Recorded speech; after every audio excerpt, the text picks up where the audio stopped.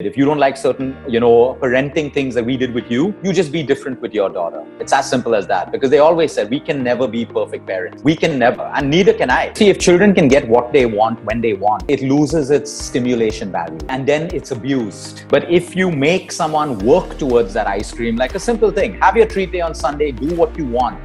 But to earn that, you need to do this. So you keep that shine on it. Anything that loses its shine becomes very, very boring. Let the kid be bored. Okay, they will figure out what to do.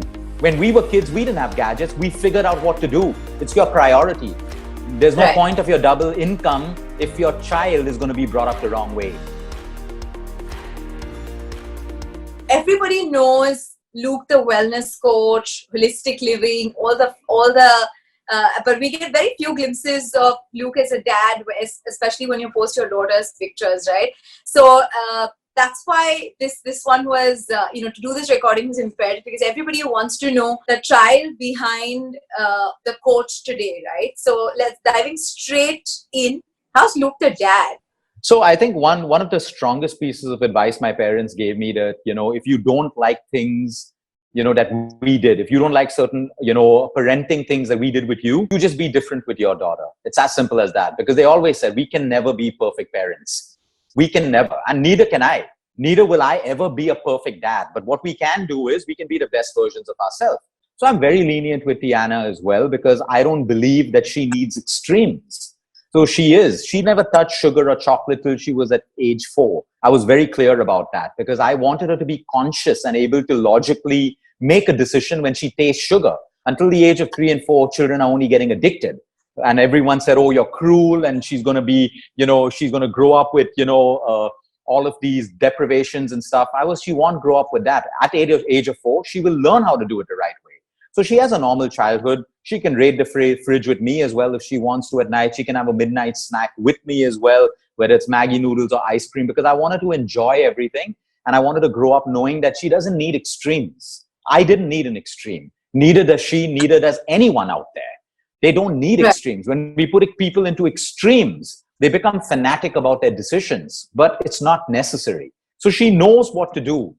She knows what to do if she wants to have a treat night, if she wants to have a binge night and all of that stuff. If she's not done it, she won't get it. So we're no way different from the way my parents brought me up at all. Absolutely no way different. But do you feel that makes the ice cream or the treats far more attractive to a child? Absolutely. It's like broccoli versus ice cream, right? The broccoli always seems to be the main food. So how does one navigate that? So it's very simple. See, if children can get what they want when they want, okay, it loses its stimulation value. Okay, True. And then it's abused. But if you make someone work towards that ice cream, like a simple thing, have your treat day on Sunday, do what you want. But to earn that, you need to do this. So you keep that shine on it. Anything that loses its shine becomes very, very boring. So it's so important that even with broccoli, we don't have to make it seem an unattractive vegetable. Nor do we have to force our children to eat it all the time. Because anything that loses its stimulation becomes boring for people. So there should be a balance. Right. Does she ever wonder that my dad talks in front of a screen and so many people are listening? How do you communicate all of this to a child who's 4 and 5 without being preachy and pedantic? Like, how do you make food fun? Like good food fun? So I don't have to preach to her. I involve her in every process. So if I want her to eat something new, she needs to first see me eating it without me even telling her. Because children have intuition. Children learn from example, not by being told. So I've never had to tell her anything. So if she hears me talking about coconut oil on a video, she will automatically say that, can I have this too? So it's really experiential. And, I think there's nothing that we've had to force onto her. Of course, we got a reminder about junk food because schools and, parties and all of that stuff, that's where it goes out of control. So that's something that we need to consciously remind our children about. But otherwise, we got to lead by example. It's as simple as that. You can never force a child to do anything. You talk about schools and parties and all of that. Does she have to bear the brunt of being, like how star kids, they need to walk the talk? Does your daughter feel like, will she ever be pressured that, oh my God, she's Luke's daughter, let's see what's in the dabba? Has that thought ever crossed your mind? No, not really, because I don't believe I'm a star and I don't want her to grow up thinking No, but you're being very modest. Luke, No, you're being very modest. Yeah. you know that you have millions of people who think every word that you speak is gold, and it's a big responsibility, right? So in the wellness space, in the nutrition space, your word counts so much. So of course there's that I power, get your right? point, but see, what I preach to everyone is what I also, follow in my family. So I don't have that fear that she needs to maintain a facade in public. Now, if I'm trying to show the world a perfect picture, okay, then I got to be stressed out and worried how my daughter's going to be out. But I don't preach extremes. So if she goes to a party and she has a piece of cake or she has pasta, which she anyway dislikes, she'll never touch an aerated drink. I don't have to be worried about it because I'm preaching the truth. When we're not true to what we say, then we have to be worried about maintaining a facade in society. So in that way, when we go to a restaurant, I got to be worried about what people are going to look at me eating. But I eat everything and I post what I eat. So I don't have to maintain a facade. That's extremely stressful for people. So there's no stress about her. She has to be who she is. In fact, she's embarrassed me at parties. She'll have a piece of cake and then she'll start doing burpees because I told her when you eat something, work it off. So I have to be worried more about that. Or she'll go to a party and then she'll go to the host and say that you have so many plastic bottles of water. Plastic isn't good. I have to be worried about that. But I'm not really worried. I think we can learn from children as well.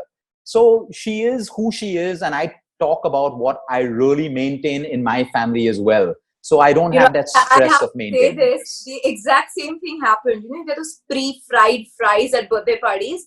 And my daughter went up to the host and said, why are you serving children food that has been cooked months ago, frozen for months, and then you're feeding us? Why are you doing this? And look, I didn't know where to look. I just didn't know where to look. And she's never eaten that, but I know what you're saying. And I always feel we're not going to be there at every single stage to guide them. But, my mom said this beautifully, that if your voice plays, when they're at a place where they need to make a choice, and if your values play back, then you've done parenting right? Because you're not going to be there at every single Absolutely. Yeah, but you're right about that. And that's what values and it all comes from the parents. Today, I honestly feel a lot of parents have outsourced parenting to other people, to nannies and to schools. I'm being upfront about this because, like I said, I'm not here to judge people, but I have to deal with the counseling of children who just say, we want to have meals with our parents. We don't want to be fed by a nanny. We don't want to be fed by a servant. We want to be part of all of these things. And that's the truth. I'm not going to disguise it and share it and stuff like that. So if someone's deciding to be a parent and run a business, they got to understand the balance, or just don't become a parent. It's as simple as that. It's a choice, but don't spoil your child's life. You've always said that life is a manifestation of where your energy and thoughts flow to. How do you make this happen? And especially as a parent and to a child. I think it's my entire life is built on visualization. Everything that I want and everything I have is manifested. I never had a dream. I never had a goal. I never knew my life would be this way. But I had one vision that the thing that makes me happy is being able to help people to get better. Okay? That was my vision. And with just focus on that, everything has built around that without me even trying. I don't have a business strategy. I don't have a P&L. Maybe my CFO maintains that. I have no clue about this. My job is to fix every person who comes to me. And with that vision, I've manifested everything that comes along with that, which is abundance, whatever it is. So I think manifestation is a beautiful thing and it works for everyone. But most people do it wrong. They think by just just thinking and visualizing without believing that it can happen is not manifestation. You got to visualize and believe and then surrender. Some people visualize, but they try to control it every day and they never manifest it. So I think manifestation is thoughts with feeling. You got to believe that what you're thinking can happen. And when you do that, you just follow the action part that life throws you every day, doing your best, and it automatically works out. This is my belief. Could be different for other people, but my life is built this way. And how do you do that for children? Like, how do you make the start for them? It's very simple. Children are already visualizing. Look at children's imaginations until the parents and until society interferes. You can give children broken toys and they will make a story out of it.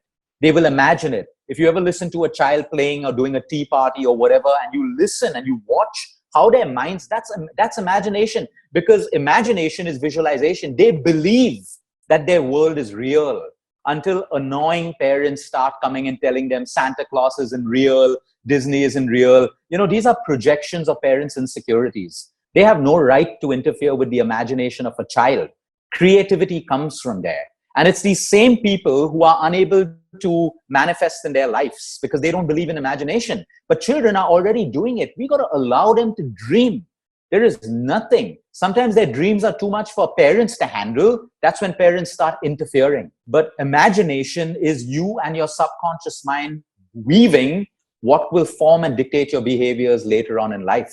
So children already do it naturally. We got to learn this from children. You said this so beautifully, and I think it's so important at this point in time, Luke, where, the maximum queries that we've been getting on Kids Stop Press is about screen time, homeschooling, and dealing with this, 600 square feet house that everybody is living in Bombay, or in, larger homes perhaps in other parts of the country. But how do you, and you speak so strongly of screen time, especially for children and even for adults for that matter. How do we control this when education has moved online? We are both digital first entrepreneurs, coaches. How do you, one, teach a child that this is work and I need to be in front of a device? And second is to disconnect. And the third is on homeschooling through the internet. Because of the virus, now things are going to go up. Consumption on, the internet, screen time, all of that is going to go up. But see, I'm not against managed and controlled screen time. I am against people giving screen time because their children are bored. We have to understand that. Yeah. So what happens is, if there's going to be 5 hours of school on screen time, that is going to be the future of the world. 5 hours of organized screen time. 1 hour for whatever else that they want to do. But that is it. When they're bored, we don't give them screen time. When we're at a restaurant, we don't give them screen time because we don't want to spend time with them, or we can't think of creative ways to keep them engaged. That is where discipline comes in. It is not the child's fault. Screen time is designed to get you addicted. Dopamine. As simple as that. You can flick through and dopamine is being produced in your brain. Now, when you take away that dopamine rush from a child, normal life is boring. So if you look at kids today, I'm bored. Give them a screen time, they won't say that. Because they are getting dopamine rushes all the time. And parents need to understand this works on the same principle of cocaine and heroin. It works on the same principle of addiction. That is why children cannot do without it. And parents have to understand, and most parents cannot do it without themselves. How do you expect your children to manage addiction? Don't get them addicted. Organize time. If it's 5 hours of homeschooling, 5 hours. You want to give them another hour? That is it. That is it. Instead of gadgets and iPads and phones, let them spend a little more time with television. Okay, it's not the ideal suggestion, but if they need to be distracted, watch their cartoons and stuff, the TV screen is way better than an iPad screen. But everything has to be organized with discipline. Why do you say that? Because look, children, our eyesight is ocular. We look in all directions. When you look at a screen, you are looking like this all the time. Right. That's why half the kids wear glasses today. Half the kids have eyesight problems. So you want to look at a larger screen. The larger screen light pixelation is way different from a gadget. Way, way different. So that's why we have to do it. And there is only discipline. See, there are parents who do it and there are parents who don't. And they have to earn their screen time. They have to earn it. Give them responsibilities. Give them all of these things. You do this, you earn it. So they know it's earned. But when a child knows things come easy to them, they think they're entitled to it. And that's when the tantrums come up and all of these things. It is only discipline. See, all of us know about the study, right from Steve Jobs to the top tech giants in the world. They don't allow their kids gadgets till the age of 14 years old. There has to be a reason for that. And we are consumers of all of that, but it is the discipline of the parents. Parents use it as a shortcut. And I understand today we're all at home, no servants, the kid is bored, whatever. But sometimes if you observe this, let the kid be bored, okay? They will figure out what to do. When we were kids, we didn't have gadgets. We figured out what to do. There is no difference. But parents today, like I said, parents have to become strong. They have to become strong in their own mind. Most parents are emotionally weak. I don't mean this in a derogatory way. They don't have patience. They don't want to spend time with an impatient child. Sometimes just put your child alone and leave them. Leave them. They will learn what to do. But if you feed them all the time, they will want to use it. I love what you said, especially about the restaurants bit, Luke. And I really want to emphasize there, because we know of children, and I'm sure you've worked with a lot of them, they will not eat without a screen. Yeah. How do you deal with that? You just take the screen away. It's as simple as that. As simple as that. And you're okay if child goes hungry for days. There is no child who will ever die of starvation because of that. Let me make it clear. These are the insecurities of mainly Indian parents. In Europe and a Western culture, you don't eat, the food's taken away. No one has time to make you eat. No one has time for that. Discipline. You can promise the child that you will get screen time once you've eaten everything on your plate. But forget about the screen time part of it. There's enough of scientific research showing you that if you're watching and eating, you're not even absorbing key vitamins like iron and calcium because your mind is already focused on something else. When you're digesting your food, if your mind is focused elsewhere, you are not even assimilating and digesting food. So screen time, these are absolutely no-nos. No matter what the excuse is, it is a no-no. And most children, let them go hungry. After a while, they will learn. That is how they learn, right? Today, we have an overindulgence of everything, so there's no lesson. There is absolutely no lesson. There is wastage of food. There is all of these things that happen. And that is why we have so many problems today. How do you tell them and explain that rules are different for you and me? This is work, but you do not get as much time on it. It's as simple as that. I mean, I don't have to explain anything. It's what the rule is. It's period. Daddy's work is this. I'm talking to clients, whatever. You have 1 hour a day. Use it the way you want. Once you finish your homework, you can do it. See, with children, you can't always give explanations. You have to lay the rules. That's why we're adults and they're kids. The moment you give them a leeway for negotiating, okay, it's a big problem. Yes, we want to involve them in decision making for the right things, not the wrong things. We have to ask ourselves, who's the parent at the end of the day? We make the rules. They follow. It's as simple as that. But today you have children who are put onto a table, and how would you handle this situation? And they're kids. They're not determined. They're not designed to make those decisions yet. That's why as parents, we're supposed to nurture them, guide them. If we don't have to do this, they don't need parents. It's as simple as that. So we got to see what is right and wrong, and there's no in-betweens for certain rules. There's no in-betweens for that. The last segment, which is just you need to literally answer in a word. Okay, and these are going to be a fun set of 10 questions. Okay. All right. Who's likely to sneak in some junk food and feed your child, you or your wife? Me. Yeah. Okay. What does Luke's cheat day look like? We don't have a cheat day. I know that's more than one word. See, if I want to eat something, I'll eat it. I don't believe in cheat days. If I want to eat something, I'll eat it. Cheat is a very negative word because if I use the word cheat day, I'm going to feel guilty. So I honestly don't have those days. If I listen to my body, sometimes I have a piece of chocolate cake for 5 days in a row and then I don't have it for a month, but I give into that binge and it's over, but I'm in control. So I really don't have a cheat day. I really, really don't have that. But what do you always overeat on? Mysore pak, well-made chocolate cake. I love well-made. I can eat the whole cake. Mysore pak, I can finish 2 boxes of it at one time. I think these are my two. I love these 2 things. One word that describes your family. Unique, very unique in their own way. Yeah. One incident that made you study about nutrition. I know it's IHM, but something there. The fear to fail at failing 17 other subjects in IBM. Yeah, I have to focus on at least one good subject and, have some amount of status while I get through my college years. That was the motivation. Okay. Okay. Sugar is? Poison. Home workouts with children are like? Fun. Holistic living is? The way forward. Okay. Luke is a father. A word that best describes you as a father. Unconditional love. One thing I need to change about myself. I think I got to stop, reacting to what everyone says, even people who I don't know. Sometimes everyone gets trolled, including myself. But sometimes, the things that people say, I kind of get attached to it for a while. And it takes me a good couple of hours to get it out of my system. So that's something which I know life is trying to teach me a lesson of acceptance because I keep talking about it. So it's teaching me that, but that's something that I have to work with. Your favorite social media app? Instagram, I guess. How much time do you spend on it?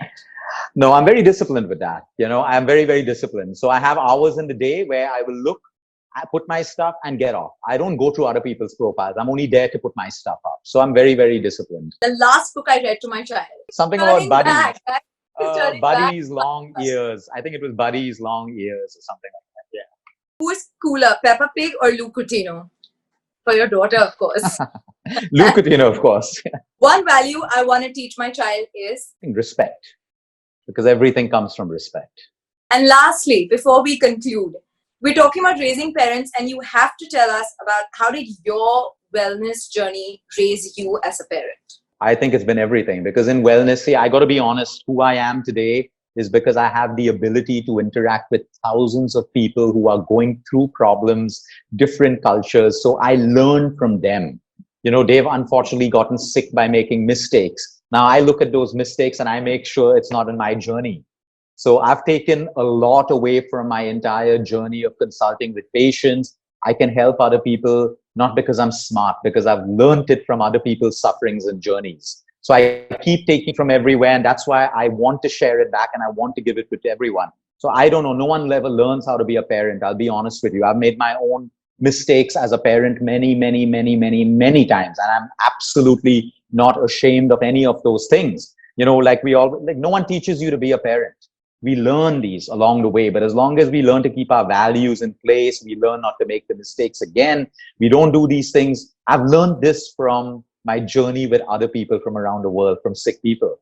So everything I am today has come from life experience, honestly. And, that's how it's translated into my parenting. So when I see a child who is depressed because they don't have the love or the time of parents, it motivates me as a father not to do the same with my child. You see, so if I didn't learn it from them, maybe I would be this person today, having a nanny feed my kids or do something. I don't know. I'm not here to judge anyone. I may have done that if I didn't have the opportunity to learn it, from someone who's gone through that problem. So everything I am today has come from life lessons. Perfect, Luke. Thank you so much for spending Thank time you. with us. And you've been incredibly helpful, and wish you all the health that there is. Thank you. I wish you the same. Thank you very much.